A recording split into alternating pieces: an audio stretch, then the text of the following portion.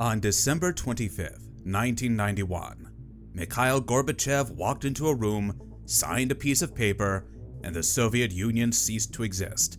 The red flag over the Kremlin down. The American president declared victory. Historians started writing books about how the West had won the Cold War. There was just one problem. Nothing actually changed. The same men who ran the KGB were still in their offices the next morning. The same military commanders still controlled the same nuclear arsenal.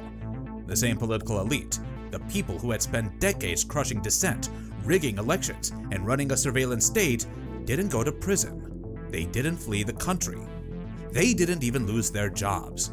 They just got new business cards. And 30 years later, those same structures, the same logic, the same imperial ambitions are running tank columns through Ukraine.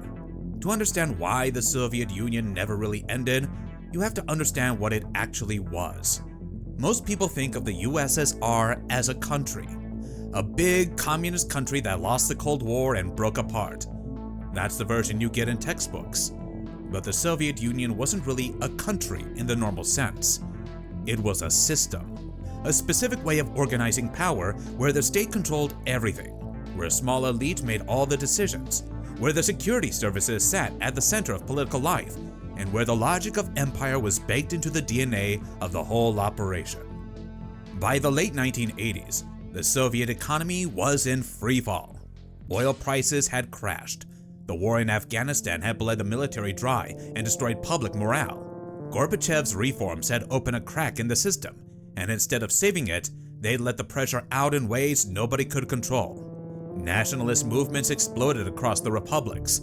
The Baltic states declared independence, then Georgia, then Ukraine. The empire was visibly cracking at the edges. That's the official story. The USSR collapsed under the weight of its own contradictions. The coup plotters, most of them were released within a year. The KGB wasn't dismantled, it was reorganized and renamed. The Communist Party's assets, billions of dollars in property, money, and infrastructure, were quietly transferred into private hands. And the people who control those assets? They became the oligarchs of the 1990s. The system didn't collapse. It privatized itself. If you want to understand why the Soviet Union never really ended, the place to start is the KGB. At its peak, the KGB employed somewhere between 480,000 and 700,000 people. It had informants in every workplace, every university, every apartment block. It ran foreign intelligence, domestic surveillance, border control, and political repression all under one roof. When the Soviet Union collapsed, the KGB was officially dissolved in late 1991. But dissolving an organization on paper doesn't make 500,000 trained operatives disappear. What actually happened is that the KGB was split into several successor agencies. The SFB, which handles domestic security, became the main heir. The SVR took over foreign intelligence. Other pieces were parceled out into different departments. The people stayed. The files stayed. The methods stayed. The culture stayed. And one of those KGB officers, a man who had spent his career in the organization and watched the 1991 collapse from a posting in East Germany, came back to Russia and went into politics. His name was Vladimir Putin. By 1999, he was prime minister. By 2000, he was president. And one of the first things he did was systematically restore former KGB and FSB officers, the men of force, to positions of power across the government, the military, and the economy. By the mid-2000s, studies estimated that former security service officers occupied somewhere between a quarter and a third of all senior positions in the Russian state.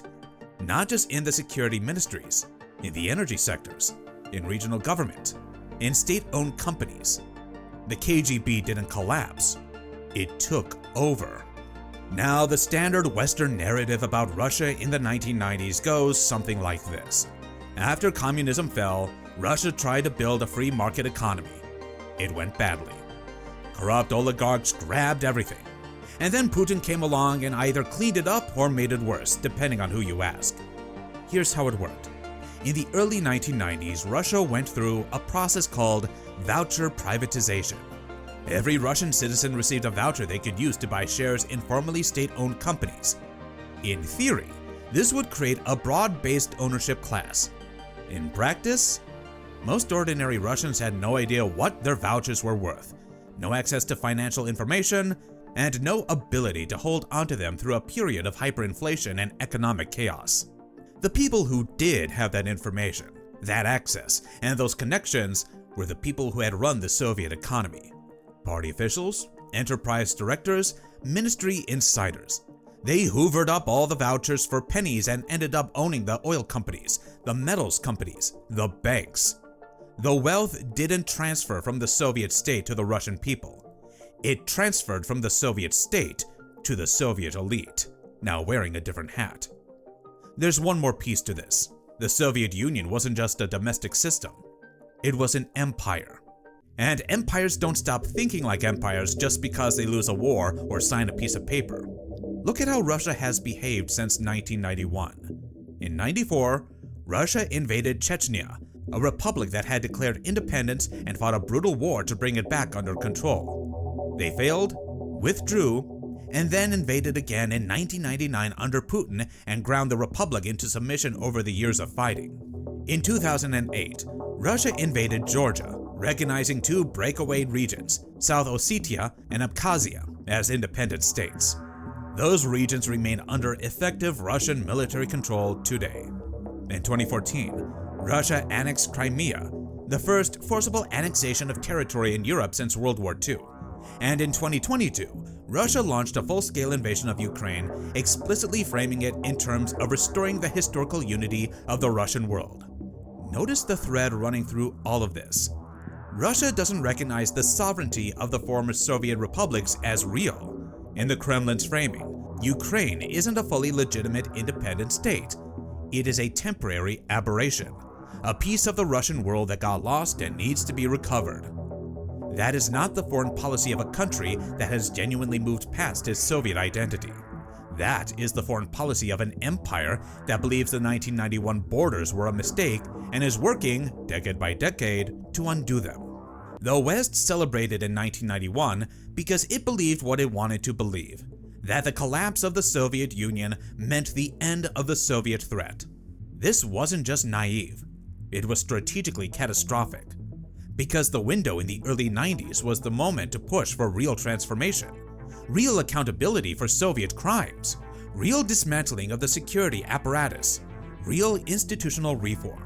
Instead, the West provided economic advice that enriched insiders, extended NATO in ways that fed Russian paranoia without providing the security architecture that might have drawn Russia into a different orbit, and essentially looked away when the old system reconstituted itself under new branding.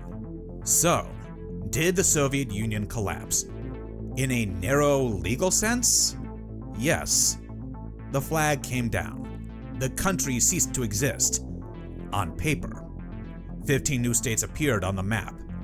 But the system, the apparatus of control, the security state, the imperial worldview, the elite that had run it all, didn't collapse. It adapted. Russia today is not a post-Soviet country in the way that, say, Poland or Estonia are post-Soviet countries, places that genuinely broke with the old system and rebuilt on different foundations. Russia is a Soviet successor state that never completed the break. Thank you for watching. If you enjoyed this video, don't forget to hit the like button and subscribe.